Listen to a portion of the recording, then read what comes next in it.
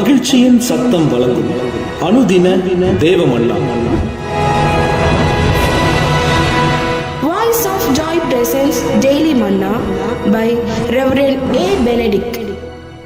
Praise the Lord. God loves you so much. இன்றைய தேவ மன்னாவாக 37ஆம் சங்கீதம் 28ஆம் வசனம். கர்த்தர் நியாயத்தை விரும்புகிறவர், அவர் தமது பரிசுத்தவான்களை கைவிடுவதில்லை, அவர்கள் என்றைக்கும் காக்கப்படுவார்கள்.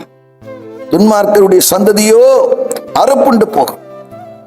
இன்றைய மன்னாவின் தலைப்பு, கர்த்தர் தமது பரிசுத்தவான்களை கைவிடுவதில்லை. கர்த்தர் தமது பரிசுத்தவான்களை கைவிடுவதில்லை. 27ஆம் சங்கீதத்திலே 10ஆம் வசனம் சொல்லுகிறது, தகப்பனும் தாயும் கைவிட்டாலும் அவர் எப்போதும் நம்மை சேர்த்துக் கொள்கிறவராக இருக்கிறார். புலம்பல் 3ஆம் அதிகாரத்தில் 31ஆம் வசனம் சொல்லுகிறது, ஆண்டவர் என்றைக்குமே கைவிட மாட்டார். என்றைக்கு? சில நாட்கள் கைவிடாமல் இருந்து பின்பு கைவிடுகிறவர் அல்ல. மனிதன் ஒருவேளை கைவிட்டு விடுவான், ஆனால் நம்மை நம்பி இருக்கிற நம்முடைய பிள்ளைகளை அவர் ஒருபோதும் கைவிடவே மாட்டார். வேதம் சொல்லுகிறது, பொல்லாதவர்களாகி நீங்கள், மத்தேயு 7ஆம் அதிகாரத்திலே 11ஆம் வசனம் சொல்லுகிறது, பொல்லாதவர்களாகி நீங்கள் உங்கள் பிள்ளைகளுக்கு நல்ல ஈவுகளை செய்ய அறிந்திருக்கும் பொழுது பரலோகத்தில் இருக்கிற உங்கள் பரமபிதா அதற்கு மேலானவைகளை உங்களுக்கு செய்வது அது நிச்சயம் அல்லவா? கேட்கிற அருமையான தேவச்சனமே, யார் கைவிட்டாலும், யார் உங்களை விட்டு தூரம் போனாலும், உங்களை படைத்தவர், ஆசிலே சுவாசத்தை ஊதி உங்களை ஜீவ ஆத்மாவாக்கினவர்,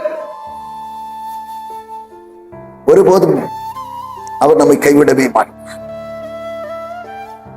யோசுவாவின் புத்தகத்திலே 1ஆம் அதிகாரம் 5ஆம் வசனம் சொல்லுகிறது, நான் உன்னை விட்டு விலகுவதும் இல்லை, உன்னை கைவிடுவதும் இல்லை.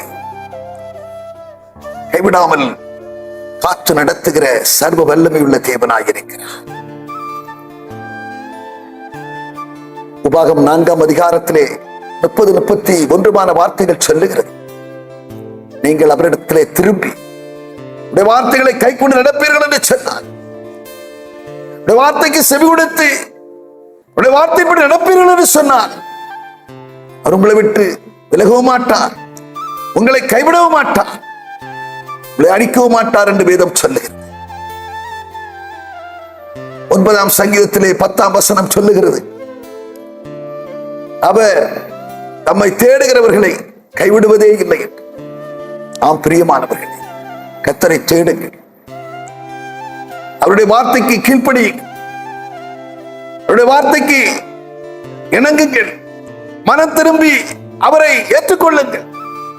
உங்களை அவர் கைவிடவே மாட்டார். தகப்பனும் தாயும் கைவிட்டாலும் அவர் ஒருபோதும் கைவிட மாட்டார்.